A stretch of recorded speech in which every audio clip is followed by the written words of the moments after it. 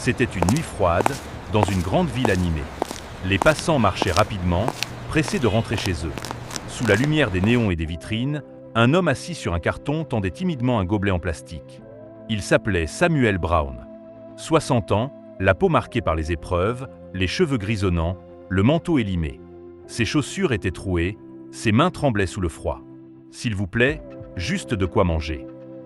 Mais la foule passait, indifférente. Certains détournaient le regard, d'autres ricanaient.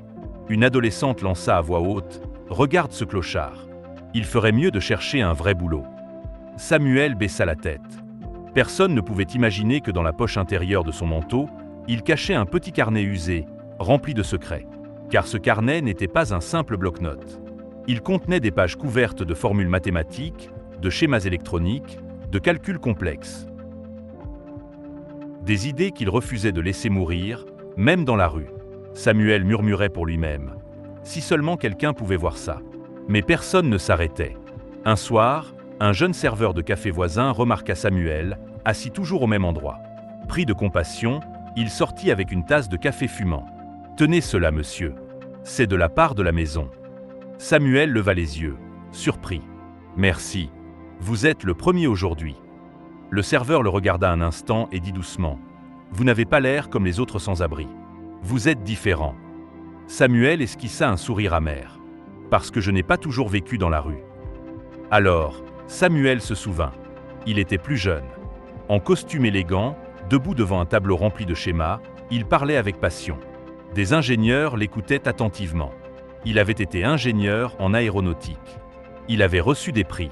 Il avait une famille, une femme, un fils.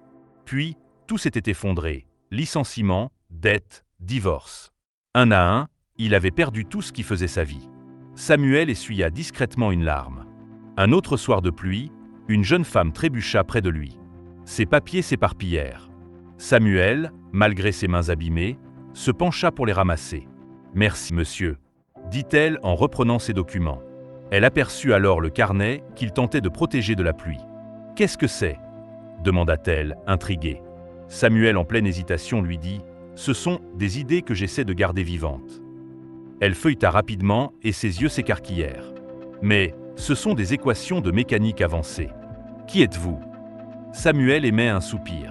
« Je suis un homme qui a perdu beaucoup de choses, mais pas son esprit. » Elle se présenta. « Je m'appelle Amelia Torres. Je travaille dans une start-up d'ingénierie. Venez demain. Je veux que mes collègues voient ça. » Samuel se met à reculer. « Je n'ai pas l'air de quelqu'un qu'on embauche. » Amelia répondit fermement. « Ce n'est pas votre manteau qui parle.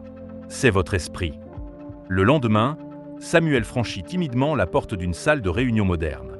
Les ingénieurs présents ricanaient. C'est lui, le sans-abri. On perd notre temps. Mais quand Amelia distribua les pages du carnet, un silence s'installa. Les sourires moqueurs disparurent. « Mais attendez !»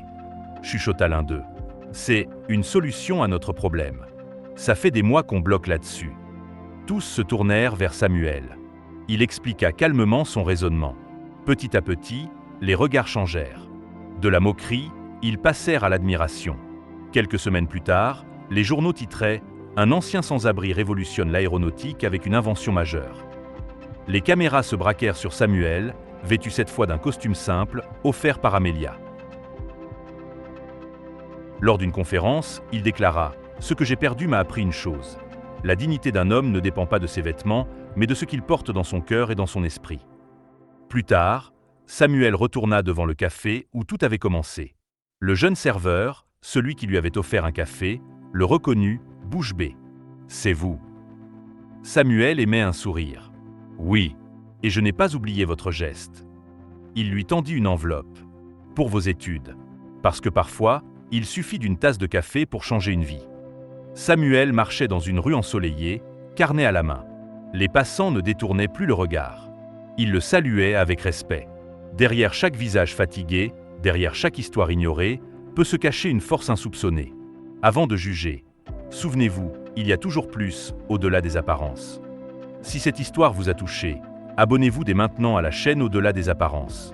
Activez la cloche pour ne manquer aucune nouvelle histoire, et laissez un like et un commentaire pour soutenir la chaîne. Merci et à très bientôt.